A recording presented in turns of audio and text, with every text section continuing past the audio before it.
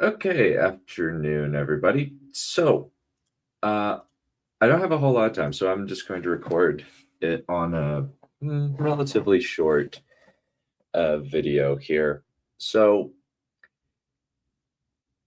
when I saw this particular prompt in our schedule for the Three-Eyed Theorist, my immediate reaction was, oh my gosh, that looks so gimmicky. But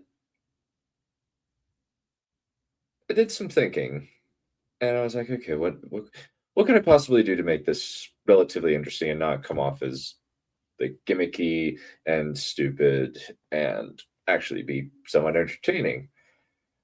Because looking at this, there's a lot of you could fall into with this one. But since by virtue of this prompt, you're going to have to come up with an original character. That's just how it's going to work. But that comes with a few problems. You run into a bit of, if this one character were in the story, everything would be fixed. Or this character is kind of overpowered and does a lot of things that kind of break the story. And so I was very cognizant of that. Because if you do, I think that if you kind of keep that in mind with some of these ideas where it's like, okay, there's a good character in here. We just need to make sure that there's no like hyper main character stuff. So yeah, if this sort of thing could become really gimmicky and could fall apart very quickly. So as you'll notice, there were a few things that I did. One of the things I did was this kid cannot solve the tragedies that happen within the series at all. This cannot be a situation where the major tragedies of A Song of Ice and Fire are averted by introducing this one character. That's not going to work. That's going to be come off as gimmicky and contrived and be seriously unsatisfying. So, with all that groundwork out of the way, let's get started.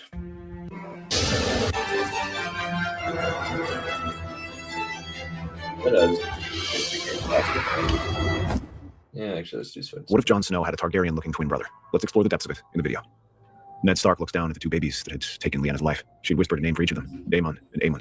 They might be twins, but one had midnight hair and the other had silver hair. He could pass off one as his bastard, but the other would have to be hidden. Howland Reed stands close to him, glancing between him and Lyanna. Howland, I need you to do something for me. Take the babe with silver hair to his family across the sea. Take a loan note from the Iron Bank if you have to. I'll pay it back. Just get him to safety. Make sure they're comfortable. Of course, Lord Stark. Soon enough, the babe is placed in the hands of Willem Barry when they reach Braavos, along with a full accounting of what happened to the Tower of Joy, along with a pair of letters. One for Willem, the other for the boy when he comes of age. Willem accepts baby Aemond and promises to keep him safe. Initially, Viserys is contemptuous of Aemond, claiming he's a bastard, but after being told that he's the legitimate son of Rhaegar and Lyanna, he quiets. With the money from Ned, they're able to set up in a good house in Braavos, but eventually Willem gets sick, forcing the three Targaryens to leave. The only thing Aemond keeps is the unopened letter with the direwolf sigil on it. For a few years, they managed to go from court to court, getting feasted as the last Targaryens, but soon the novelty wears off and Viserys is forced to start selling their valuables.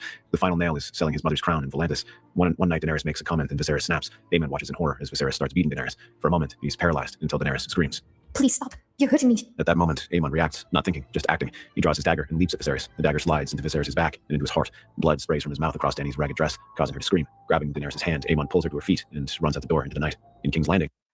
So with that was the seed of the idea for this. In a similar way to how George describes the direwolves. But this one, I was like, okay, what can I do that would be interesting and different? Especially since we've done a Jon Snow raised with Dany and Viserys already. So the thing that I was like, okay, how do I base it? Oh, okay. I could have him kill Viserys and have a really, really early death to start, and then have that death very much affect the rest of his story arc. Since this kid as well as give this kid a sense of justice, where he's like, no, I'm gonna protect this girl, no matter what, and protect the weak and the innocent. And because of that, we have a kid who's going to be kind of psychologically damaged by this. So let's keep going. Robert stews on the Targaryen children's disappearance. Where the hell are they? The last news we have of them was them vanishing into the streets in Volantis, Your Grace. And you said there were 3 of them when they came in. Then there were only 2 that left. Yes, and they found Prince Viserys dead on the ground. He wouldn't be the second. So, who is this 3rd Targaryen? The twin brother? Up until now, that is our best theory. However, we recently discovered that the babe was brought to Dragonstone after Daenerys' birth. What? Yes, the child was brought by an unknown courier. Find out who that damn courier was, and bring him to me. As you command. However, Varys already knows who the boy is. Soon after the departure of the 2 children, his informants managed to find a letter written to William Barry outlining who Aemond is. He is surprised at Ned Stark's seal, but rather than confronting the Lord of Winterfell about it, he sends word to Illyrio to find the 2 Targaryen children and kill the boy while keeping the girl. While Robert deliberates, the 2 Targaryens are on the streets, doing whatever they can to survive. Often they sleep in alleys. Yeah, so with this one, Varys was definitely going to be the kid who was like, the guy who's like, oh, we need to find him and kill this kid, like, now. And it made sense to me that he would figure it out just finding it, and that they wouldn't bring everything with them. But Aemond would still keep the letter. I also, to kind of go back with it, I thought that if they were twins, naming one Daemon and the other Aemond, kind of as a slight reference to Daemon Targaryen and Daemon the Rogue Prince and Aemond Wood. I just found that idea very amusing. And I'll talk about a couple of alternatives of how this could have gone. But it ended up going a slightly different direction than I had originally planned, just by virtue of that I was just like, you know what? It actually would make more sense if somebody did it this way. And so that's what I did. So we're also going to go a little bit of a different direction. After dining on stolen food, Aemond often gives Daenerys 2 shares to his one. Often she tries to get him to eat more, but he just claims to have already eaten, so she'll take it. Soon enough, they get picked up by the Thieves Guild that takes them in and starts training them. The 2 quickly become apprentice thieves, slipping through the alleys across the open rooftops, stealing both valuables and information. Every day, Aemond grows to notice Daenerys, but she seems to see him only as a brother. So he holds his tongue and simply continues to work for the 2 of them to live something approaching a good life. Once a few years have passed, they decide to start looking for new domains to reap some ill-gotten gains. So, Aemon, where do you want to go now that we have enough money? I don't know, but I have a good feeling about Tyrosh. Would you go with me? Of course, you're my family. I know, I just... What? Are you all right, Aemon? I'm all right, Denny. Let's just go to Tyrosh. All right, but you will tell me if something is bothering you. It's not really something I can ask for. Aemon, do you care for me? Denny, I don't have a right to ask. I can't. You're not asking for something you've never had. Aemon stares at her. Then their lips meet. After finding the local red priest, the 2 are married. Once they've amassed enough money, the 2 of them head to Tyrosh on their own and set themselves up as a pair of Lyseni merchants. At night... Yeah, with this one, I guess you could kind of consider that it's a little bit rushed, but I was like, these 2 have been together for pretty much their whole lives together, and they're definitely not siblings. But I think that considering that they've kind of trauma bonded, which is over this whole situation, it just made sense to me that it was just be, and the fact that there's kind of no one else for them to kind of bond with. And so it also allows me to kind of just make it so that this is their life. They aren't concerned with anything other than staying alive. And I thought that them being a thief guild would be a cool little addition. So Aemon slips out and continues stealing from anybody with light enough security. They make sure not to steal too much since they don't want to draw pension. One night after they're prepared to sleep, Dany watches Aemon turn the unopened letter over in his hands. Love, why do you keep looking at that letter? Shouldn't you just open it? I'm afraid to open it, honestly. I don't know what it contains. It might be the full story of how my father took my mother. Maybe, but isn't knowing better than not knowing? After a bit of deliberation, Aemon breaks the seal and opens the letter. Aemon, if you're reading this letter, it means you've come of age. It is time for you to know. You are the son of Rhaegar Targaryen and Lyanna Stark, my sister. Your mother loved you dearly and gave her life so you and your brother could live. Your father fought to defend you and your brother, only to die in the process. I don't know where you are now, but if you have a need, send word and I'll help. Your uncle, Ned Stark. Aemon's mind reels. Viserys had always claimed that Ned Stark was a brute, but this paints a different picture, and he has a brother. Where could he be? Daenerys holds him close, and soon they both fall asleep. As they're eating dinner, a few days later, a crossbow bolt nearly brushes past Aemon's head and buries itself in Daenerys' Daenerys' shoulder. Aemon pushes the table over right as the pair of men burst through, neither wearing anything distinctive. Desperately, Aemon pulls out a pair of knives, cutting down one of the men. Daenerys reaches over to a hidden crossbow and fires it where the crossbow bolt had come from, eliciting a scream from the vantage. Aemon fights off the final man, finally driving his dagger into his neck. After he grabs the assassin's sword, he runs to Dany and ushers her to safety. After fighting a healer, the two of them flee from Tyrosh. Who were they? So with this one, it's definitely, we want to ramp up the tension and keep it going. And it felt logical that Varys would be like, I need to track these two. And you can kind of read it in a couple ways. One is that they want to utilize, they can't really utilize Aemond with Aegon around, and they need to kill him.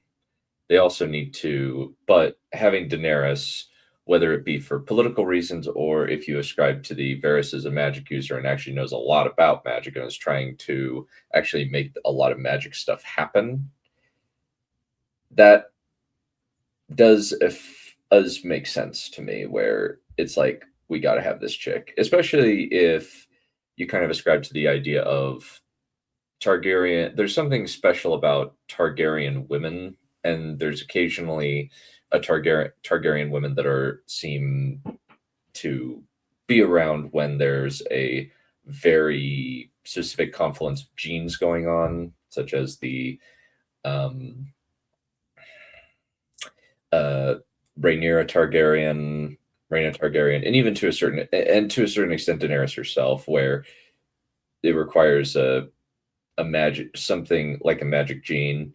We'll go more into it when we talk about the Bobby B giving the Seven Kingdoms independence, but essentially that's how it seems to work based on the setup for George. It's not, I don't ascribe to necessarily the idea that it's super magical, and I more go along the lines that a lot of stuff within A Song of Ice and Fire is just psychic stuff, like shadow magic, psychic, dragon binding in wargs is psychic, that sort of thing. So let's keep going. I don't know. It could be Robert trying to kill us. I wouldn't be surprised. How did he find us? Probably the spider. It means we can never live anything besides a thief's life. They're looking for two Valerian-looking children. Then we'll have to change some things. Once Daenerys is recovered, they both buy some hair dye and move to a small house in Norvos, living under assumed names. This time they set up shop as sellers of antiques, most of them stolen. They're happy, living together as a married couple, even welcoming a little baby girl named Rhianna. This martial bliss ends one day when Aemon isn't there. A squad of thugs breaks in and abducts Dany and Rhaena, taking them toward Pentos. When Aemon returns to see that his home has been broken into and his wife and daughter taken, the anger that had always been there since he'd murdered Viserys just burst out of him. Snarling in fury, Aemon smashes apart a table and a chair, then kneels amid the ruins of his life. Yeah, so with this one, it's very much, this was just a moment to kind of show that Aemond is not perfect. He's got some psychological scars to him that are going to remain with him since he killed Viserys. And that would really do a number on you. And him losing the girl that he loves would definitely have this effect on him, because he's functionally just spent his whole life trying to protect this girl and giving her food and all that for his one, making sure that she's taken care of. And now that she's been taken, he would go a little bit wild. And there's also going to be a little payoff here coming up in a short bit. And silently stares at the ground. Finally, he blinks and then picks up a small piece of blue cloth. Aemon recognizes it from Dany's dress that she'd been wearing when he'd left. Gaze filled with cold murder, Aemon walks to their safe and pulls out the assassin's sword. Shaking, he pulls the money he'd been saving with Dany and puts it into his pocket. Within the hour, he purchases a horse and sets out. Whoever had taken Dany had a head start, but he couldn't stop. He had to find his family. He's not as experienced tracking out in the wild as he is in the city, but the main thing he has to search for are sparks of blue within the gray. Yeah, so I did, but this one I wanted it to be that, yeah, Daenerys is not an action girl. She would not be able to get out of it, but she would be able to do something clever, like rip bits of her dress off and just toss it to the side to leave a trail. And there's also the bit of a payoff where it's like, oh, he kept that assassin's sword and he still has a little bit of money. So, and as well as just saying, yeah, he's not talented and he's having a lot of help. kind of having Aemond and Dany act as a bit of a team. Slowly but surely, he finds his way to Pentos, the trail stopping outside of a cheesemonger's manse. The house is guarded by Unsullied, and the walls are high and slick. Well, it's never easy, is it? Inside the manse, Daenerys and Rhaena are held in a comfortable, windowless room guarded by 3 Unsullied. Inside the room, a man wearing a thick beard talks with her. Do not worry, my lady. Your child will be safe if you will marry the Khal. You will be treated well as a Khaleesi. I'm already wed. Release me and my daughter. And my husband won't kill you when he finds us. Your husband is dead. We wouldn't leave any loose ends. You lie. Very well. I'll put things in blunt terms. You will wed the Khal, and we will keep your daughter as assurance of your good behavior. No, wait, please. Don't take my girl. I'm glad to see that you see the right of things. He will be arriving within a week to meet you. I suggest you make a good impression. Illyrio smiles. Yeah, so with this one, we definitely wanted to kind of set up almost like a little bit of a heist. One of the things that I definitely wanted to make clear is that no, Varys is the bad guy in this. He is the person that is making things difficult for our heroes. Our heroes in this case being Dany and Aemond. And he's utilizing a very, very specific pressure point that I believe that Daenerys would be vulnerable to. She would not be able to. It's similar to what happened with Ned Stark. He would not be able to stand up to a threat to her girl or to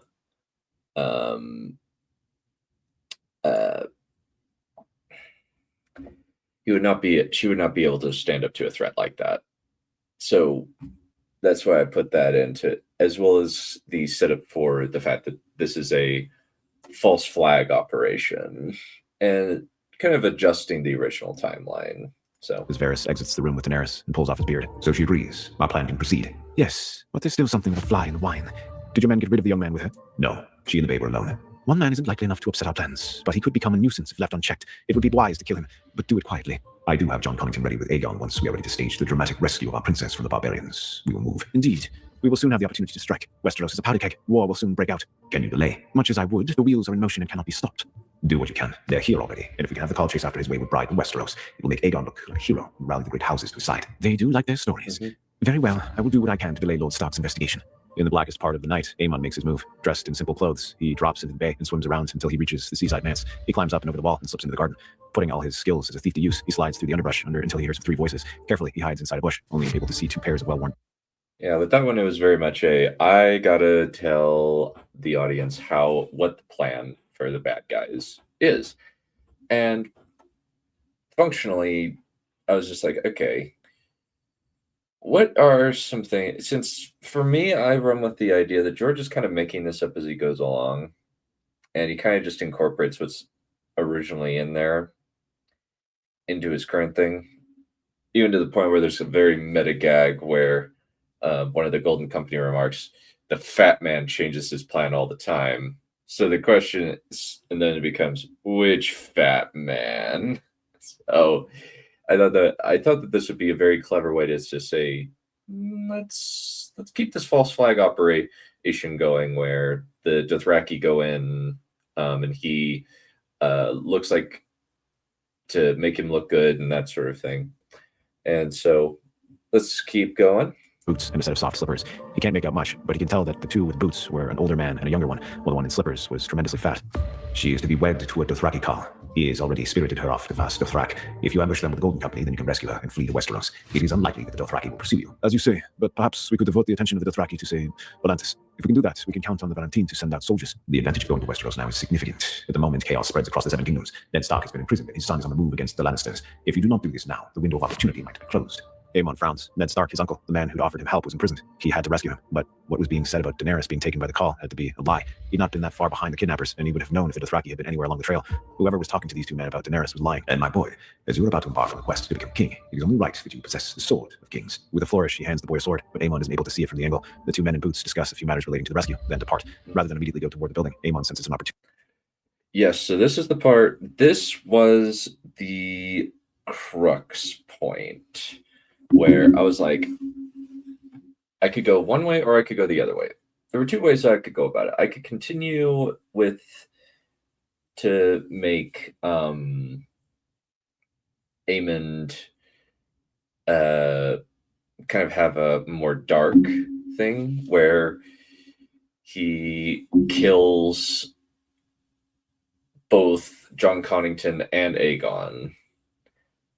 But when I was writing it, I was like, I don't think he would do that. And the reason why it came to that point was you would be like, okay, what he's saying is not true. To these guys, it's not true. If I reveal what happened, and I can get these two as my allies to help rescue my wife. And that was kind of the crux point, because in the original idea that I had, I was going to have him be the cause of death for Aegon and Jon. That's just what I was going to do. But then I decided, you know what? He's already a kinslayer, so there's probably an element of a curse still on him, I suppose, if you ascribe to that idea. It's probably fake, but I was like, I just went, you know what? That actually makes more sense, and I should probably go with this particular plot instead. So let's keep going. If they wanted to rescue Daenerys, then he could possibly enlist them in his efforts to get her free. Both Aegon and Jon jump as Aemon drops down in front of them as they pass through the alleyway. Aegon goes as far as drawing black fire from its scabbard. I have information for you too. Who are you, and why? Jon grabs Aegon and pulls him back, staring at Aemon. Rhaegar? No, you're too young. What sorcery is this? No, but this should answer things. He hands Connington the letter from Ned Stark. When Jon reads it, his eyes widen. Impossible. Maybe. But I hope this at least convinces you to listen to me. So you're my half-brother? Half-brother? Did Ned Stark get you out as well? I was told by Varys, who saved me from Tywin Lannister's dogs, but perhaps it was a ruse. Please, I need your help. My wife Daenerys and our daughter are in the cheesemonger's manse. I can't rescue them by myself. Daenerys? Your wife? What is the meaning of all this? If what you're saying is true, then the cheesemonger is playing us for dupes. So you'll help me? We will. But if the lady isn't there or doesn't recognize you, we will hold you accountable for your treachery. Aemon nods, and the three begin setting their plans. On the next day, Connington and Aegon enter the manse with Aemon pretending to be a guard. Yeah, so at that one, this was the point where I was like, okay, I got a good crew here. We can make it so that Aemond joins up with them, because he is able to throw the plan off, not because he is more competent than anybody, but because he brings a different element of information to them that allows them to say, oh, okay, something weird is going on. I also wanted to put in the little mistake where it's like, he's taking the letter and be like, oh, you must be my brother. Okay, cool. I think that you must have been saved by Ned Stark as well. Which is not accurate, which is not true, but it's a logical mistake that he would make. And the fact that he looks Valyrian, Jon Connington would recognize him as looking very much like Ike Rhaegar. And I thought that would be a good touch to add in there. After Lyria welcomes the two visitors and sees them to their rooms, Aemon unlocks the doors and they begin searching through the house. Finally, they discover Daenerys and Rhaena in one of the storerooms, along with a small chest. Aemond, you came. Who are your friends? Aemon quickly introduces Jon and Aegon, explaining that this was the brother that Ned had spoken of. Daenerys thanks them for rescuing her, then points to the chest, claiming that it was intended as a bride gift for Khal Drogo when he arrived. She surmises it must have something valuable inside. Shrugging, Aemon quickly breaks open the chest, revealing 3 dragon eggs. All of them gasp at the sight. This could prove enough funding to allow us to buy an army. First rule of robbery, gentlemen. Get out while the getting's good. Let's take these and run. Not quite. We've seen that Majesty Illyrio is full of horse shit, and he's the one that holds the Golden Company's contract. No matter who we are, even if we have the eggs, even if we don't have the contract, Strickland won't do anything on our behalf. So we kill the cheesemonger, take the contract, and run. We can let the Dothraki pillage Pentos. You're rather bloodthirsty, brother. Just being realistic. It's simple enough. It would solve our issues. Do you know how to use that sword, lad? Well enough? I'm better with a knife. And have you killed someone? Yes. Connington takes a long look at the lad, seeing a hint of shame and guilt in his face. He doesn't press him, but he can tell that it is a sore spot for the young prince. All right, let's go. They find the cheesemonger with a slave girl, his fat belly jiggling. In surprise, he looks up at Jon Connington and pushes the slave girl away. What is the meaning of this? You've told your last lie, cheesemonger. We're taking the contract and your life. Gods! Before he can do anything. So, subtle Scorpion King reference there. I just had to put that in. And we did want to have a moment where they grab the contract and the dragon eggs for a very specific reason that we're going to have in a minute. Daenerys moves forward and shoves a dagger into his neck. The fat man gurgles, then goes silent. As the guards rush into the room, Aemon grabs a torch and flings it at the draperies, causing the building to catch fire. As they run, the bag carrying the egg starts to smoke, causing Aegon to drop it. Once outside, Daenerys turns around and looks back at the flames. Do you hear that? Nobody seems to, but rather than wait, she hands Rhaena to Aemon and runs into the fire. Dany! Terrified that he'll lose his wife again, he gives baby Rhaena to Jon Connington and rushes after Daenerys. For a moment, he is nearly blinded by the smoke, but he pushes through until he sees it. Daenerys, wreathed in flame with the eggs in her lap. Not wanting to risk anything, Aemon rushes to Dany. Without a word, she takes his hand, smiling despite the flames. As she takes his hand, the fire licks around them as well, but he doesn't feel the flames. Gasping, he holds her as her clothes burn away and the eggs crack. Connington and Aegon stare as Aemon and Dany emerge from the burning house, carrying 3 dragons. Quickly, Jon and Aegon wrap their cloaks around them and spirit them away. Once they're away, and Yeah, with this one, I wanted to kind of pay homage to the last one and to the how it was in the original text, where a fire happened and there's quite a few people that die already, and I just wanted this to be kind of a moment for these two together, where it's Dany is the person that's the driver in the situation, but Aemon just gets to be there. Because if Aemon just causes it to happen, that's very Gary Stewish, and I did not want to do that. And because of that, I feel like the scene works a little bit better, where it's these two soulmates together. Rhaena has been put to bed. The 3 Targaryens and Connington discuss their plans. With the dragons, Blackfire, and the contract, they have the means to take Westeros. However, it will take time for the dragons to grow. Also, they will have to worry about Khal Drogo coming down on them with a horde of 40,000 Dothraki screamers. So, brother, will you help me take back the throne? I will. I've always been searching for a safe place for me and Dany. This seems as good a place as any. So you'll swear fealty to me. You have my word that I will fight for you when the war comes. And I as well, nephew. When our dragons are grown, we will lay waste to the usurper's armies and burn Casterly Rock and Storm's End to the ground. With all of that settled, they depart for the Golden Company's location, leaving Pentos behind. Within a week of their departure, Khal Drogo comes down on Pentos, demanding his bride. When she cannot be produced, he sacks the city, causing the other 3 cities to gather their armies and pay for sellswords, including the Golden Company. Now that Aemon, Aegon, and Daenerys are with them, and Jon has the contract in hand, Harry Strickland is willing to accept Aegon as their employer, and Jon is his general. During the travel, the 3 Targaryens take time to get to know each other. Aemon is more serious and intense, while Aegon is more brash and headstrong. Daenerys fitting in the middle with the blend of the 2 personalities. Often, they take their dragons hunting almost like falcons. Aegon bonds with the green dragon, which she names Wildfire. Daenerys takes the cream and gold one, naming hers Meraxiel, while Aemon takes the black and red, naming him Vhagar. It's a good thing Rhaena is a gift. If it was a boy, you'd have to worry that he'd come out sour-faced like his father. Don't be too unkind to your brother Aegon. He can't help the face he was born with. I'm starting to regret all my decisions up to this point, especially the one to spend time with you 2. They all laugh and continue. Yeah, so this one, it was very much these guys need to have some time to bond, especially since they're going to be spending a lot of time together throughout this theory. And I felt like a good way to do it is to create this dynamic is just make it so that Aemon is the serious one, since he kind of has been kind of the serious, humorless guy, and then we have Aegon, who's going to be the kind of a little bit more quippy and funny, and as you'll notice, he gets to be a lot more funny. And I think Daenerys, she's actually very clever and witty. And so I wanted to give her an opportunity for that, but also just have a little joke. Daenerys always leaning against Aemon and stroking his arm. Within a few weeks, the Dothraki, as well as kind of saying, "Oh, the Dothraki are going to be pissed." Specifically, Khal Drogo is going to be pissed, and he's going to sack the city. And this creates an opportunity where I can actually put a couple of neat little references in there that I think will be fun. ravage across Volantis. As they prepare the capital, the scouts report an army with spears and golden skulls flying above them. The Golden Company meets the Dothraki in the field, elephants on their side of cavalry with the heavy infantry in the center. Connington sets Aegon and Aemon with the cavalry reserves, much to Aegon's displeasure. As the Dothraki turn and wheel, shooting volleys of arrows, the Golden Company locks their shields and lets arrows ding off of them. The elephants smash into the Dothraki, scattering their horses, but the screamers have 4 times the numbers. We should be out there, in the thick of the fighting. Don't be so hasty to get in there. We're the most important piece, according to Jon. The battle could be won or lost if we go in the wrong turn. That is probably true, actually. Good point. Aemon and Aegon chuckle. Yeah, so that one is actually a Sweet Life of Zack and Cody reference. And specifically the episode where they are trying to get their parents back together.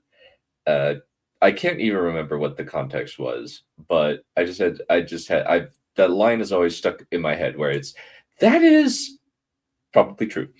And I just had to put that in. And this is also a reference to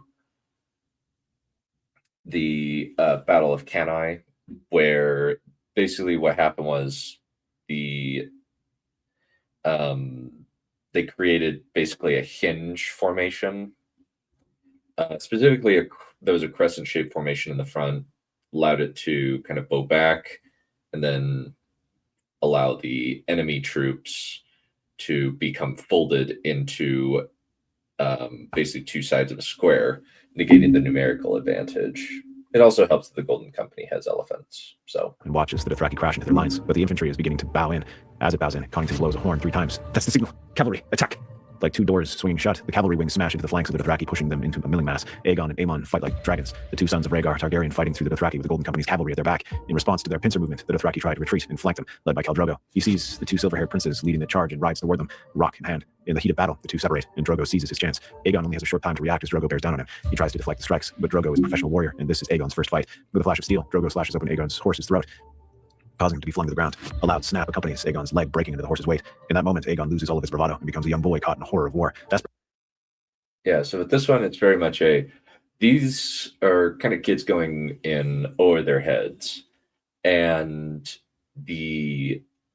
wanted to illustrate just kind of have a really, really scary moment of tension where Drogo is the enemy here that Aegon has to go up against and ends up being a little bit unprepared for. And this also represents a point where Aemond has a very critical character moment. He holds up his hands defensively. Mercy! Drogo ignores the pleas and slashes once. Aegon's hand goes flying away from his arm along with Blackfire. Aemon sees his brother falling and begging for mercy and immediately flashes back to that horrible moment when he murdered Viserys. For an interminable heartbeat, he's that scared boy again. Then the rage floods through him. Recklessly, Aemon charges backward. Before the Rock can take off Aegon's head, Aemon's blade comes between them. The world stands still as both sides freeze as the young silver-haired prince faces down the Great Khal. You will not touch him again. Laughing, the Khal pulls back his blade and the duel begins. Aemon knows he's outmatched. So that one, it was very much it is obvious, but you kind of have to make it obvious is that he still remembers it. This is not going. The death of Viserys is something that's going to haunt this kid for the rest of his life. And there's also, I wanted to kind of just give him kind of the ability to fill in for Aegon, as well as kind of allow Aegon to go on a different trajectory than he usually does.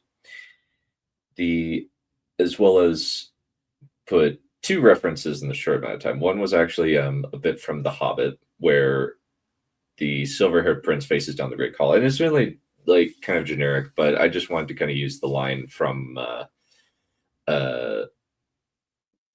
what's it, Bucket?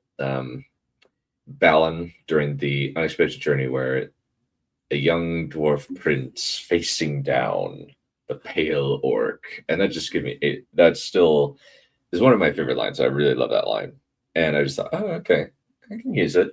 And then the bit where Sam says to Shelob, "You will not touch him again." I just thought, I got to use these. Matched in sword-to-sword combat, but he doesn't care. Aegon is his brother, and he will not allow anybody in his family to hurt him to be hurt. Soon enough, Drogo disarms Aemon with a flick of his wrist, sending his blade flying. Rather than cowering, Aemon leaps aside as the Khal Rock comes down next to him. Desperately, he fumbles for a weapon and grabs a shield. Over and over, Drogo slashes only to be met by Aemon's shield. Finally, Drogo manages to get in a lucky hit and knocks him down. Aemon desperately reaches out, and his fingers find the hilt of a sword. He seizes the handle and rolls it out of the way, bringing Blackfire up in a wild swing. This time, it's Drogo's arm that flies free right before Aemon stands up and drives his sword through the Khal's chest. Without hesitating, Aemon cuts off the Khal's braid and holds it high. Beneath the gold! The Golden Company rallies and pushes the now demoralized Dothraki back. By the end of the battle, Blackfire's blade runs red from hilt to point. As soon as the battle... So a couple things there. One was beneath the gold. There was supposed to be a thing where the guys called up the bitter steel, but it didn't quite work out that way, sadly. So it ended up not working as I had intended. But I learned later how to kind of make it work. And I also made sure to, in a later script, specifically the John being found out by time in part 2, to just have him say the whole line. Don't say a half thing. It was also, I felt like I didn't want him to just beat him. It had to be kind of a lucky hit. And so to that, I actually used the Balin Unexpected Journey between Thorin and Azog as my inspiration, where Aemond is just using the shield against the Iraq until finally he gets in a lucky hit. And because if he beats him when he doesn't have training, that's not going to be good. But he can utilize some of his skills as a thief, where he's like ducking and weaving, that sort of thing, using his reflexes.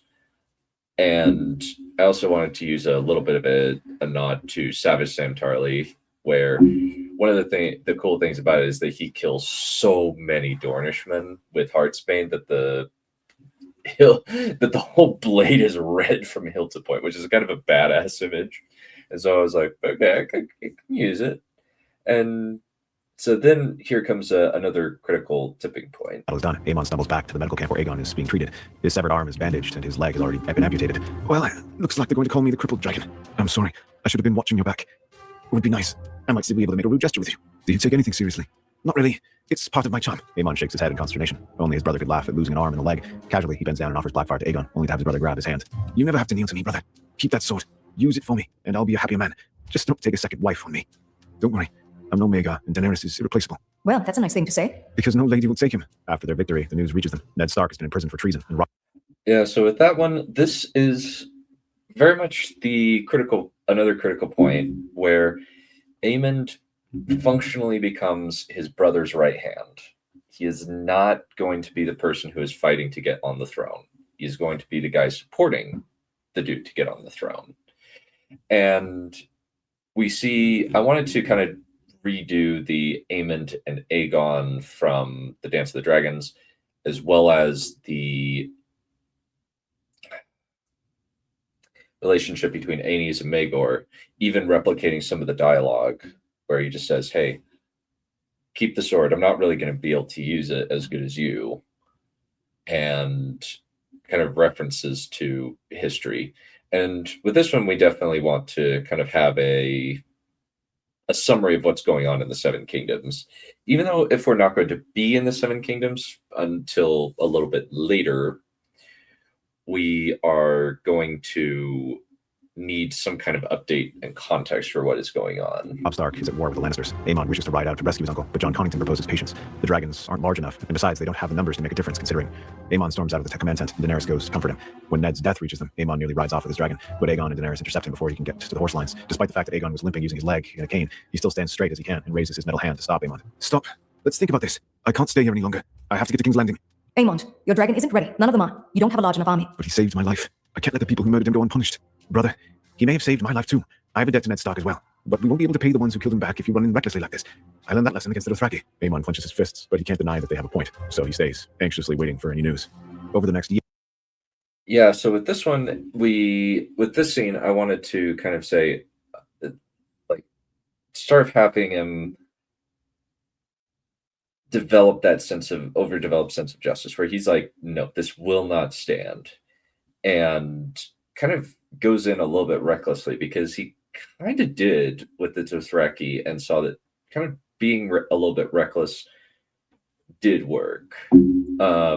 Whereas Aegon was like, yeah, being reckless kind of didn't work well for me, and I got to learn from it.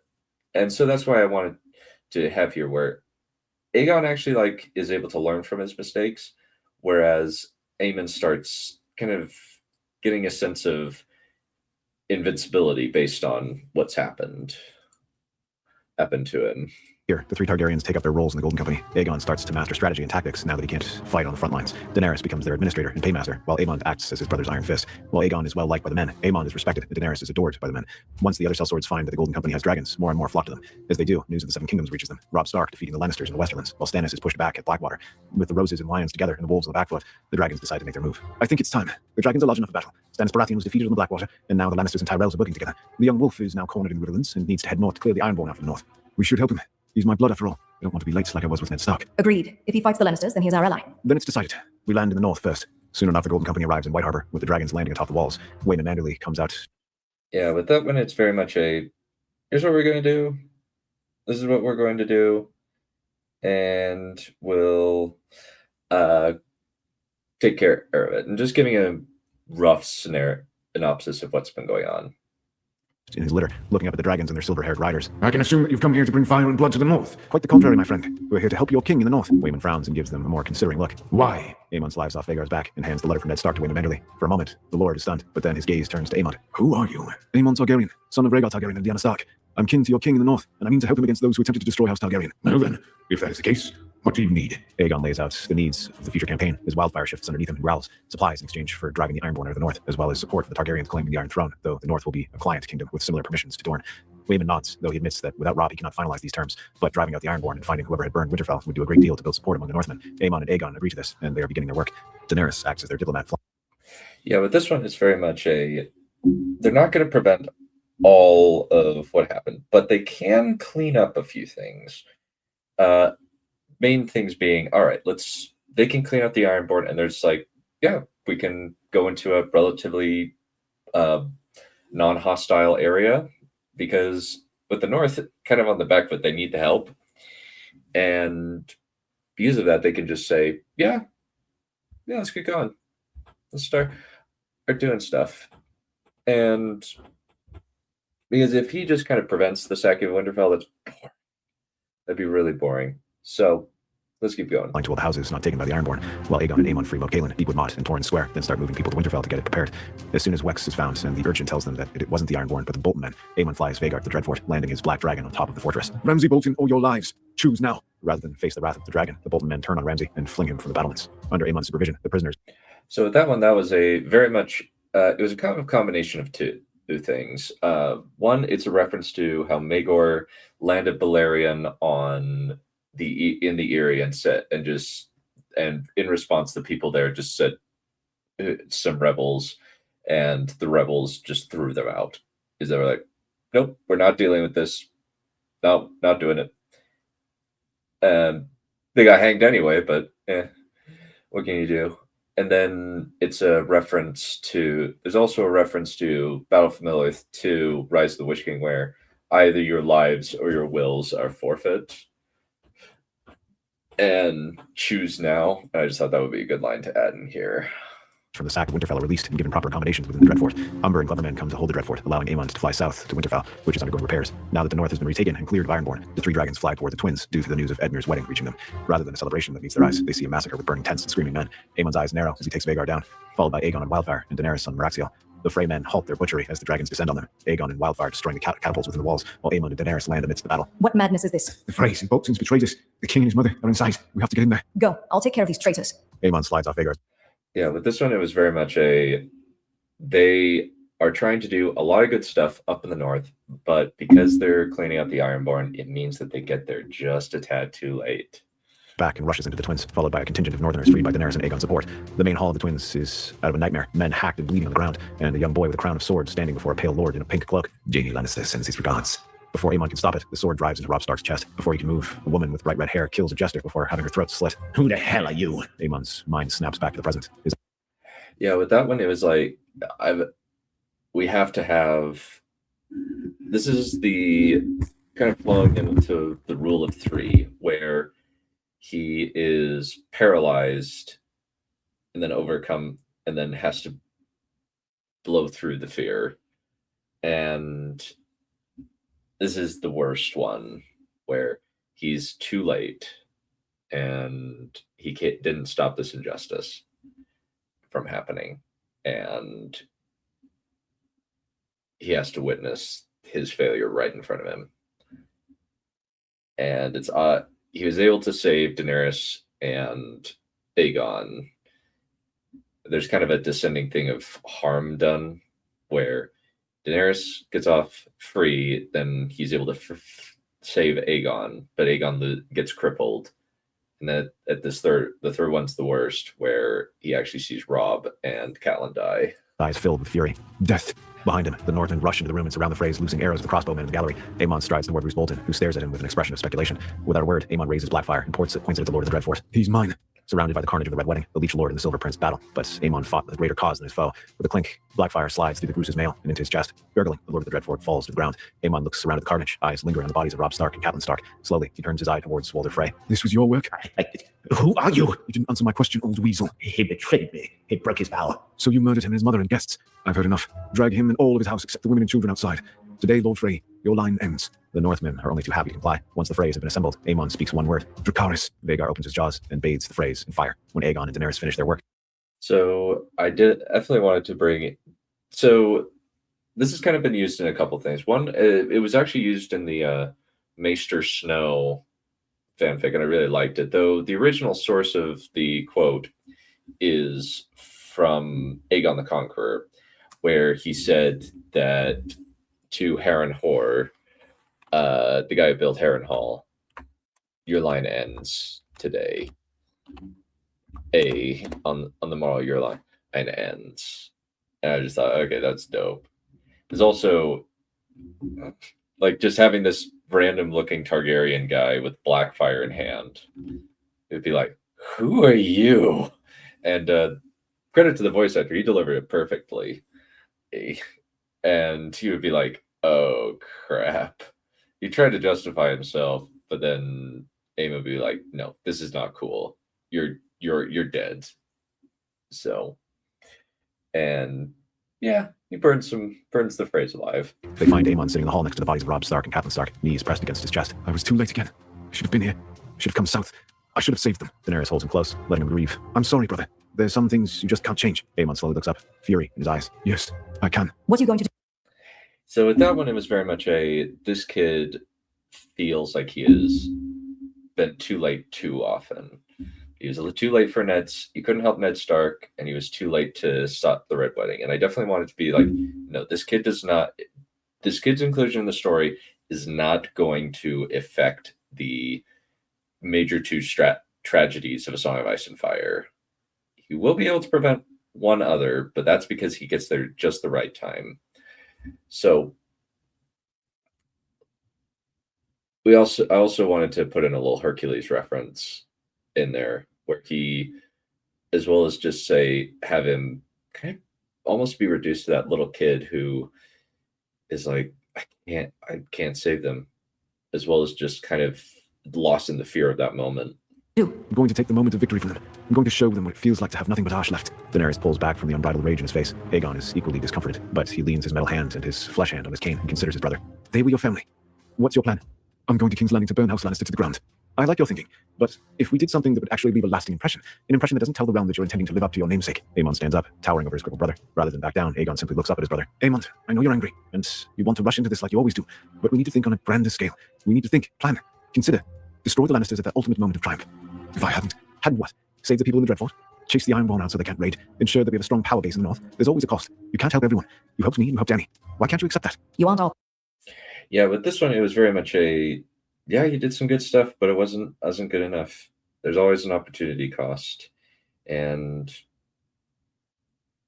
there's always a decision to make, and sometimes people pay for that decision that you made, and it's not fair. Life isn't fair, but inevitably, you just kind of have to live with it. So that was kind of the thought process on that. So we did have and so it was also a change where Aegon is kind of the brains of the operation, as opposed to how it might otherwise be. Because I wanted to very much have him say, yeah, this is something that is going to be a problem, where you have the Aemon kind of being a little bit reckless, where he doesn't fully understand the ramifications of what he's going to do, and having to be pulled back from the edge. And Aegon kind of learning from his mistakes and saying, might want to rethink that a little bit. And because of that, he's able to kind of pull Aemon back, because he's kind of might go down a dark path without that. And so what he does is he says, yeah, this is not the path you want to go down. You did your best, but we're going to try to make things better. We also we want to think long term. We can't just go for short term gratification here. Powerful, Aemon. You can't make right all the wrongs of this world. Well, I should be able to. What is the use of all this power if I can't use it to stop people from getting hurt? Do you hear yourself? Are you just going to run down there and defy me, your king? If you want to, I can release you from your oath and let you leave. Despite being crippled, Aegon puffs up and stares at his brother down. After a moment, Aemon looks down, then embraces his brother. Aegon returns the hug with one arm, gently patting his taller brother on the back. After interviewing some of the northern nobility and interrogating some of the Freys, Aegon gives his orders to the Maester, who sends the letter to King's Landing reporting the success of the Red Wedding to Tywin Lannister. While that happens, word is sent to the Golden Company to bring the army south to King's Landing. After Aegon writes his letters, Aemon turns to Daenerys. I'm sorry, Dany. You got angry at a horrible injustice. I know. I've seen that in you. Aemon, I love that about you. Then why were you scared? Because I saw Viserys in you when you said what you wanted to do. Aemon pauses, looking. And that's the critical moment where he kind of says, oh, he just has to look in the mirror and realize, oh, I'm not so different to this person. And kind of realizing where he was. And there's also the element of, I definitely wanted to have a little bit of strategy going on where they're thinking, okay, Tywin is going to be waiting on this. Let's try to make it seem as though he's got the win here. He doesn't, but let's kind of keep things under wraps for right now. Down at his hands, horror at the realization of what. And also, kind of the feeling of these two are a unit. They're two halves of a whole, and they can kind of talk to each other really candidly, but there would be an element of, yeah, she would kind of have a trauma response, same as him, to seeing that kind of thing in him. She could become washes over him. Aemon, all virtues taken into their extremes become vices. Justice without restraint is tyranny. I don't want to see you become like Maego or your namesake. I want you to stay the man I fell in love with, the man I married, the father of my daughter. Aemon pulls Daenerys into an embrace and holds her tight. You will always be my heart. And you are mine. The new morning, as Aemon makes the round of the Northmen, he stops when a small girl calls out to him. John, is that you? Yeah, with that one, it's very much these two kind of just justify the fact that these two are together, really, and as well as kind of have a slightly more, I guess, interesting version of the dialogue in the prequels, where it's like the dialogue between Anakin and Padme is really bad. There's no like understanding of, you do realize that you sound insane, right? As well as making it a little bit more reasonable. And kind of having a little bit of a discussion of, yeah, if you go down too much of a bad road, you're not going to come back from it. And put in practice what this guy could be if he didn't have these two influences on him. What did you do to your hair? Aemon stares down at the small girl, then at the hulking, scarred man standing next to her. John? Sorry, no, that's not my name. Oh, I'm sorry, my lord. You look like my big brother, Jon Snow. Jon Snow? Wait, who are you? Arya Stark. You killed all the Freys after they killed my brother and mother. Are you going to kill Joffrey and the Queen too? Arya Stark, Ned Stark's daughter. You're my cousin. My mother was Lyanna Stark. Aemon pulls out the letter and hands it to Arya, who reads it. Her eyes widen when she reads the words. Wait, you have a brother? Yeah, that's the joke that was with this, was that this is the SpongeBob's old reliable, and I'm like, I have not seen that, but that actually is very clever. I appreciate it, and we will go with that. And we have with this one, this little conversation where it's another pivot point where Aemon has no idea about Jon Snow, but this seemed like it was a logical extrapolation that Arya would be there, that he would look at Aemon. It's like, oh, you kind of look like my big brother. And I just thought, oh, okay, that actually would make sense. And so that's what I put in there, because otherwise he's not going to go up to find Jon Snow. But so that's what they decided to do. And so that was kind of the spark that put that into his head. What if that brother is Jon? My father might not have sired a bastard after all. Aemon's mind reels. He had another brother, a brother he couldn't be too late for. Not wanting to wait, Aemon quickly ushers her into the twins and introduces her to Daenerys. He also tells her about Jon Snow. Daenerys and Aegon agree that they should bring him down from the wall and tell him who he is. Once the Northmen are gathered, Aemon and Aegon move them out. However, before they depart, a raven arrives from the wall with news of a wildling army. This time, when Aemon requests to go north, Aegon agrees, while Daenerys takes Arya on a flight to White Harbor. The young girl laughs as Meraxiel takes off. Aemon and Aegon arrive at the wall right as Jon Snow is about to be sent to the wildling camp. What is going on here?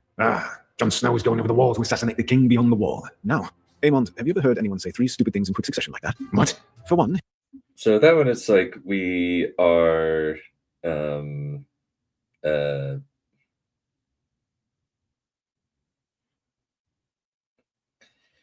having the two crux points of the plan go together.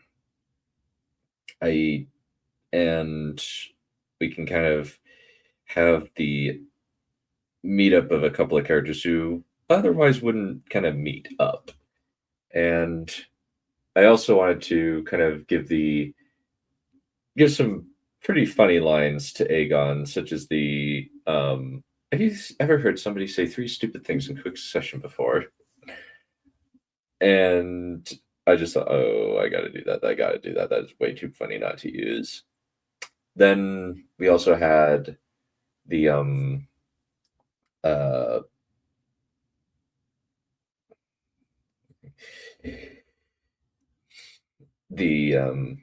kind of the setup where they got to go find Jon Snow. But let's keep going. His name is not Jon Snow, it's Daemon Targaryen, this handsome gentleman's twin brother. What?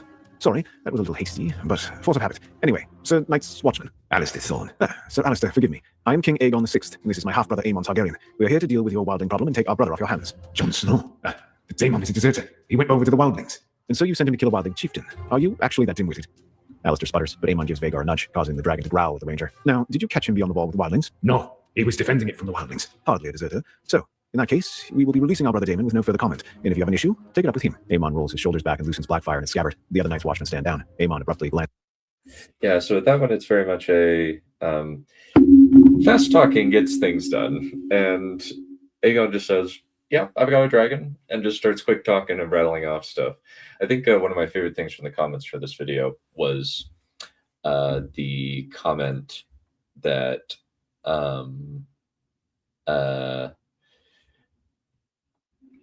Aegon Targaryen, the fastest wheeler and dealer in Westeros. I thought that was okay. That's very clever, and so I had to put that in. So this one is very, very much just kind of a fun little scene, kind of displaying Aegon's cleverness into it, just kind of displaying some critical thinking skills. Where he's just like, oh, so he's a deserter. So did you catch him with the wildlings? No, he was defending it. It's like, oh, so he's not a deserter. And so kind of just going from there. Is around, then sees another force bearing the banner of the Flaming Heart riding toward the wildlings. Aegon sees it as well and tries to fly wildfire up over the wall, but for some reason the dragon keeps turning away. Damn, well, we'll have to do something else. Men, I suggest you cover your ears. Not wanting to defy the man with the dragon, everyone on the wall covers their ears as Wildfire and Vhagar unleash roars so loud that the wall shakes and belch flames into the air as hot as furnaces. Instead of charging into the field, Stannis' forces halt, allowing Aegon and Aemon to... So that one is very much a keep in continuity with Fire and Blood, where dragons can't fly over the wall. They will stop it up before they get over it.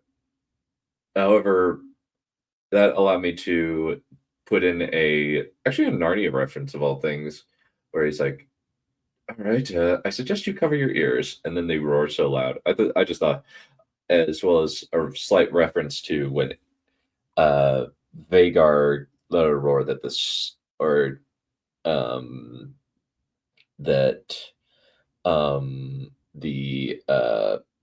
that shook the foundations of storms. And I thought I've always loved that line. I thought it would be cool to include it. emerge from the cave and walk to meet Stannis and Davos, while Mance and Tormund come out of the wildling camp.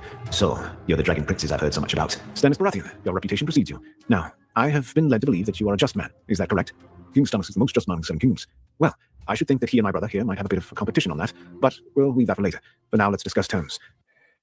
Yeah, so it's very, very much he's the most just man in the 7 kingdoms, and then Aegon's like, all right, yeah, I think my brother has a little bit of an overdeveloped sense of justice. He might have competition, and I was just like, okay, that's just too good to pass up. So here we have then a negotiation scene where he's like, yeah, I've got dragons. Let's see what you can do. I would rather avoid a full-scale battle where a significant number of men are killed or scattered, so I'd like to bring you into our cause. What cause? The just cause of restoring House Targaryen to its rightful place on the throne. We already have the North, which you would have to fight your way through to get to King's Landing, and we also have begun sending troops down to King's Landing to take it from the Lannisters. Instead of being locked up here behind the wall, we would like to bring you in the wildlings south, so long as you swear to follow us. Are you threatening me, Dragon Prince? Threaten? No, I'm offering you a deal, and I have been considering you for a post. It's a new one, so you'll be the first, which is fitting, since Orys Baratheon was the first hand of the king. I think it's fitting that a Baratheon, especially a Baratheon of your military stature, is named the position of Lord Marshal of the Crown's armies. Stannis stares at the bold king and his stone-faced brother. So, you mean to take the crown from the Lannisters? Yes. Then you should know that the wildlings aren't the only reason I came north. There are darker things coming. White Walkers. I have multiple witnesses at the Night's Watch of this. There was a letter sent out from the now deceased Lord Commander Mormont. We will have men and resources sent to the war, though we must start some negotiation with this king beyond the wall. Would you agree to become part of the Grand Army of Westeros in exchange for land, food, and money? If you let us south of the wall, we'll fight for you. One more condition. I get Storm's End, as it is my right. With that, the army is moved. Yeah, but that one is very much a, ooh, these guys have are able to at least say, yeah, I've got something you want. Where you willing to do it? And just say, yeah, I'm willing to make you a Lord Marshal of the Seven Kingdoms, basically make you the highest military authority in the land. And then you are able, and as well as just saying, hey, we don't want anybody to die, so we're willing to make deals. Through the wall, despite Thorne's protests. Aegon simply pops some gold into his hand and tells him to shut his mouth and deal with the situation. As the two of them watch the wildlings go through the wall, they're approached by Jon. Much as I appreciate you saving me, I can't leave my post. Please, Jon, since you prefer that name, I'd like you to come south, especially since these are Rob's final will. Casually, he hands Robb Stark's will to Jon to accept it. Jon reads it and looks up at the Dragon Princess. I'm his heir. He legitimized me and released me from the Night's Watch. You can come south, even call yourself Jon Stark, and reign as King of the North. Arya is in Winterfell already, and we're going to King's Landing to retrieve Sansa. The Lords of the North have already sworn to abide by that will. You can be Lord of Winterfell. I've always wanted that. But are you sure you want me? I'm not about to make the entirety of the North angry by denying their king's last dying wishes. Just get Sansa home and remove the Lannisters, and I'll take you up on your offer. Done and done. Before we go, I'd like to talk with you about everything, and I want to know about Ned Stark especially. I'd like that, brother. Let's talk. Now that the North is... Yeah, but that one is very much a scene where I wanted to bring in Robb's will, and it felt like a logical place to put it in, where he's like, yeah, he made you his heir. You're king in the North. And I think Aegon would be like, yeah, you can be king in the North. We've got dragons. I don't care. And so with this one, we had him say, hey, I want to talk about Ned Stark. And he kind of just have this idea built up in his head. He was like, Aemon would want to say, hey, can we talk about Ned Stark, please? And it'd be like, yeah, let's chat. And it's, as well as just kind of a funny moment where it's like, hey, here's some gold, shut up and go. As well as Stannis saying, are you threatening me, the Dragon Prince, as a little Star Wars reference, because I was like, yeah, let's just throw one of those in. We gotta. And with this, one of the big things was just don't bring in the White Walkers. I was like, okay, this wasn't a directive from like the higher ups. It was just I don't want to use the White Walkers, and kind of in a meta sense, it's like they would bring it up, but we're just like, we are not focusing on this. That would make this way too long, and so that's what I did. Where we don't. Where kind of in a meta sense, he's like, oh, I don't want to leave my post. It's like, let's put you away. Not doing it. And so let's keep going. Cured and Stannis Baratheon is on their side. The two Dragon Princes fly with Jon south to join up with Daenerys and the twins. Once they arrive at the twins, Daenerys informs them that a letter from King's Landing has arrived, thanking them and demanding Robb Stark's head, signed by King Joffrey. Well, Aemond, I think it's time to take that lock off your sword. Aemond smiles and offers his hand to Jon. Care to flip for who kills Joffrey and who kills Tywin? Joffrey. You two are brothers. Now, King Jon, you lead the Northmen to King's Landing. Make sure you're flying Flayed Man banners to make it seem like you're Bolton men coming to the royal wedding. We'd rather not let them know we're onto them. As you command, your grace. The Northmen. Yeah, but this one, it was just it was a sly reference to the Wave King, to a Stormlight Archive book 2, where there's like where what they say is it's time, where one of the characters says it's time to take the lock off your sword, more in reference to dueling. But with this one, it's more, Aemon, I'm letting you off the chain. Go for it. Go wild. And so because of that, as well as just a little funny moment where these two get to kind of be brothers and just say, hey, flip for who kills who. I just thought that was clever. And then just the little touch, I want to use a little bit of subterfuge where Aegon gets to be kind of use his cleverness that he's developed and to say, hey, let's just use these banners and make it seem like we're allies coming to the royal wedding. That way nobody will think to discover our little ruse. Bearing the false Bolton sigils arrive, Aemon, Daenerys, and Aegon land their dragons in the feasting area in the garden right as Joffrey collapses and chokes. Aemon looks down at the boy king who killed Ned Stark, the man he owed his life to, and he was too late again. All right, it seems that the erstwhile... Yeah, that one is very much a...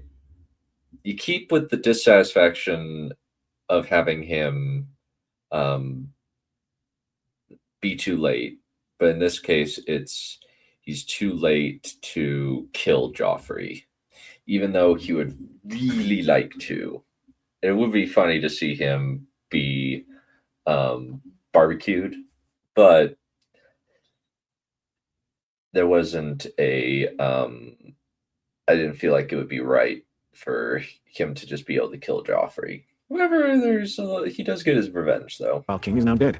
Would the murderer please step forward? It's him. My brother, the imp. He killed my son. Good, good. Tyrion Lannister, how does being Lord of Casterly Rock sound to you? What? How dare you? As far as I'm concerned, he murdered an innocent man, Ned Stark, and attempted to usurp the throne. So, now that's settled, I have some matters of import to discuss. I have my possessions, some letters that I'd like the assembled lords to read. Casually, he tosses a set of papers to a servant, who begins passing it around. The assembled lords read the correspondence between Tywin and Walder Frey. Lord Oberyn Martell, would you read the contents of these letters? Oberyn reads the contents out loud, revealing the full details of the Red Wedding. Now, Lord Tyrell, Lord Oberyn, would this be considered behavior worthy of an ally? Well, no. Excellent. Glad we all agree. Lord Tywin, for the murder of Robb Stark and Catelyn Stark, as well as my mother and sister, Elia and Rhaenys, I, Aegon, sixth of by name, sentence you to die. Tywin looks up at Aegon with amazement. You lie. About what? The fact that you murdered the Starks or my mother and sister? Aegon Targaryen's dead. I laid his body at Robert Baratheon's feet. You were wrong. I switched with a peasant. You were not. All eyes turn toward the spider, who looks up at Aegon with a cool expression. You were the son of Illyrio Mopantis and a prostitute named Ciara. We planned the whole thing to set you up as king through an elaborate ruse. You're bold for a spider? I know you. Yeah, so with this one, it was very much we have Aegon kind of thrown for a little bit of a loop, where Varys just says, "No, you're not a prince. You're kind of nothing." And Aegon just is using his cleverness, and then he just gets thrown off his game by one little thing that shakes his identity. And because of that, we kind of see Aemond and Daenerys kind of step up to defend their friends, and from what was otherwise pretty bad situation that could theoretically go south very quickly. And we definitely see some of Tywin's like, "You lie, I killed him," and Aegon's like, "No," and kind of have almost like a kind of a back and forth between the two. You abducted me. Varys holds up a paper with a direwolf sigil, the letter to Willem Darry outlining the secret of Daemon and Aemon's birth. Indeed, I admit it. And John Connington was my dupe in an attempt to legitimize my pisswater prince. The only legitimate son of Rhaegar Targaryen is that man right next to you. You are an invention made of my own desire to forge the perfect prince, the greatest theft in history. Everyone stares from the spider to Aegon, then back to the spider, wondering what all this is about. Aegon blinks and stares at Varys, for the first time, lost for words, but Aemon steps in. I don't care what you have to say. You've proven yourself a kidnapper, a murderer, and a liar. Why didn't you give all this information to Robert Baratheon years ago? Aemon's bluntness causes Varys to pause. The spider allows himself a slight smile. Well, you'll never know, will you? Aegon the Sixth is king, by right of birth. Yeah, with this one, I probably Varys would not do this, but I didn't know of any other way, especially since he's kind of lost everything. Illyria's dead. What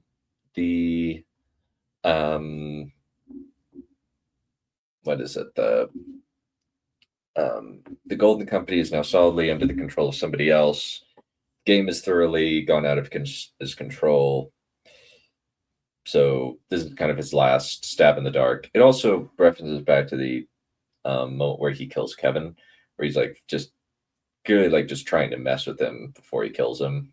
And even though he's powerless in this situation, he really doesn't have any other options.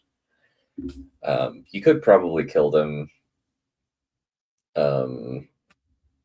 But I was like, I gotta give this guy an ending of some sort. And so him kind of saying the greatest theft in history, I was like, yeah, that would fit, since Varys was a thief, and he would just be kind of like trying to stir crap. And we'd see Aemond with kind of an unshakable, like blunt personality steps in to help. his rather quick-witted brother. In conquest, the North supports him, the Golden Company supports him, the Stormlands support him, and last I checked, Dawn supports anyone who's going to kill Tywin Lannister and his dogs. I would say that's an accurate statement, though there would be a few negotiations. Aegon regains his composure and starts talking. Oh, if you would like me to marry the lovely Ariana Martell, I will.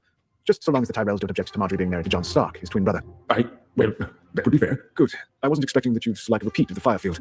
Aemond, be nice to the fat flower. I protest. What? Oh, sorry, my apologies, but that's what everyone calls you, including...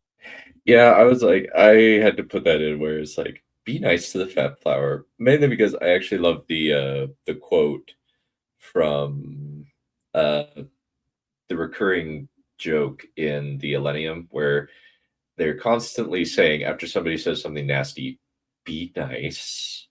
And I just felt like that would be a rather amusing addition. And then getting to, as well as bringing some history where it's like, no, I don't want to, imagine we don't want to repeat the Field of Fire where Mern Gardner and a whole bunch of other people burned alive. As well as just put in a little fat flower jab, because that's just such a funny, like, so great. I love that, of utilizing that joke, and you'll see it a little bit more in the Rob Baratheon Reborn deal, because I was just like, I can't resist. I gotta put that in. Anyway, let's finish this up. Your mother, which, by the way, I'm naming your mother to the small council as Mistress of Coin. Well now, a king who doesn't think with his sword. How novel. Indeed. I tried that and had to pay an arm and a leg. Now I'm naming Oberyn Martell as Master of Whispers, Stannis Baratheon as Lord Marshal of the Seven Kingdoms.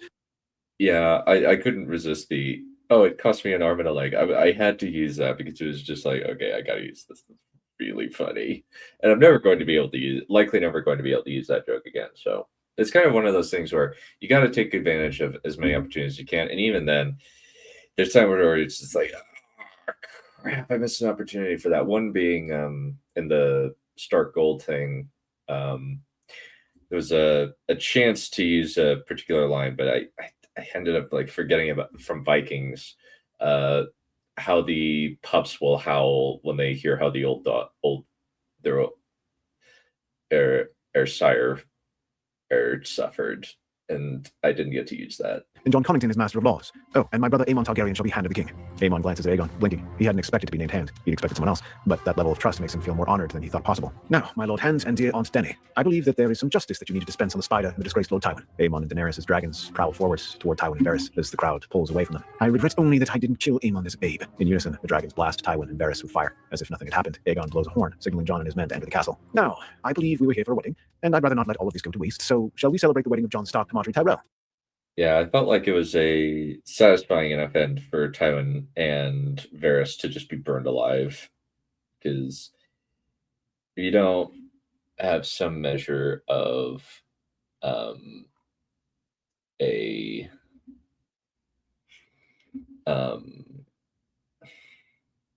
what is it? The kind of the ending for these two guys, it's gonna feel a little bit incomplete. And this part was definitely a, well, let's just kind of have a little bit, make this a bit of a joke. What? I beg your pardon? I am not sorry, my lord, your grace. I thought I'd surprise you. And by the way, he's a war hero, fought the wildlings at the wall, and is now king in the north. So, high septum, if the bride is amenable, we should continue. Marjorie quickly accepts, and she and Jon are married. With that, the War of the Five Kings ends, and the reign of Aegon. Yeah, but that little scene, it was very much Aegon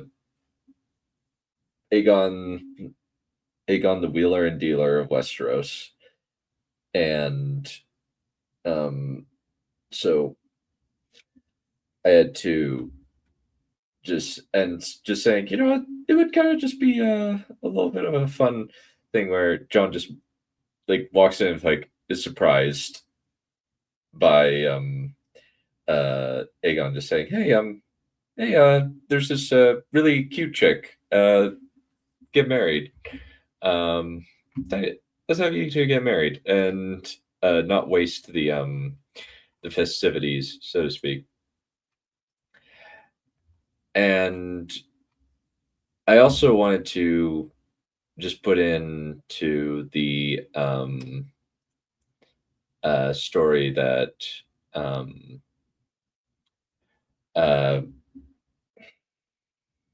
that Aemon doesn't become king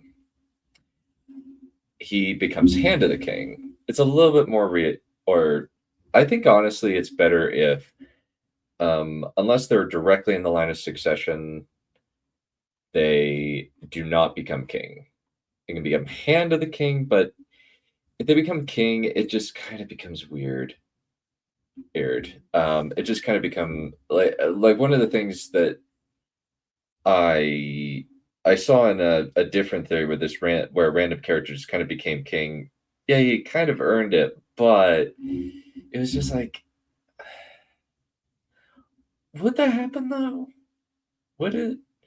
And it just kind of, my thought is, it is better if you just kind of set a thing of, okay, it's better if this character becomes Hand of the King because it's not based on bloodline or line of succession deal. On the 6th begins with Aemond as his hand. Arianna Martell is married to Aegon, and though there's some awkwardness, they produce 3 healthy boys, despite many theories and controversies around Aegon's true identity as a true son of Rhaegar Targaryen or fabricated by Varys and Illyrio, his brother. Yeah, with that one, it's very much I wanted to kind of have some measure of ambiguity where it's like, could he be a Blackfire? Like, in this, he's probably a Blackfire. Let's be serious. But the spider would be trying to put in as many doubts as possible. And so I was like, yeah, that works. And because of that, we have just a like the ability to kind of just say, oh, what is he? He's got a dragon, but who cares? Is maybe a Targaryen, maybe a Blackfire? He's got a dragon, so I mean, who cares at this point? Aunt remain as his strongest supporters, and no one dares speak out against the Purple King. John and Marjorie settle into being king and queen in the north, and have a son named Robb and a daughter named Catelyn. Jane Westerling is brought to Winterfell as a lady in waiting to the queen in the north. Tyrion Lannister and Jaime Lannister take ownership of Casterly Rock, then begin searching for Tysha after Jaime confesses. Stannis Baratheon sets to forming the Wildlings, levies from various houses, and the Golden Company into Westeros' private army, lending them to various conflicts across Essos, quickly reducing the crown's debts to the Iron Bank, where even the Iron Bank will employ the Grand Army of Westeros for their conflicts. Aemond and Daenerys settle on Dragonstone as their seat as Prince and Princess of Dragonstone, with Princess Rhaena growing up with everything her parents never had. Aemond is the dutiful hand of the king traveling around the realm with Daenerys always at his side. The Princess of Dragonstone becomes beloved of the nobles and commoners alike. Another Alicent the Good, while Aemond is compared to Baelor Breakspear for his justice. Yeah, I wanted to, with this one, we definitely always want to have some kind of epilogue, you know? And this one, I was like, he's gonna be like Baelor Breakspear, with how he treats the common folk.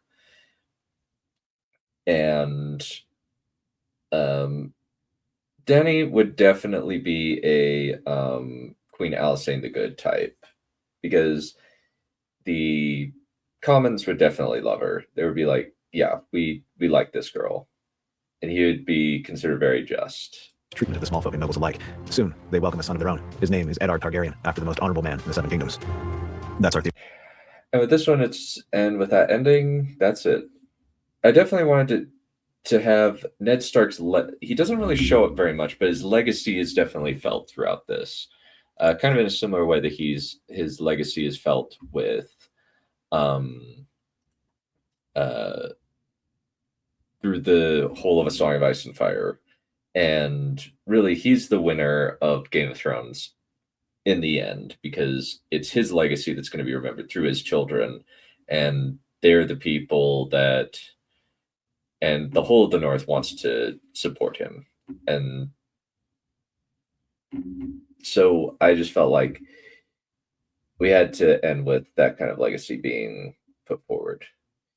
Anyway, that will conclude this commentary. And the next one, I don't know when the next one is going to be. I'm going to try to record these a little bit more frequently, especially since I've got a lot of time on my hands.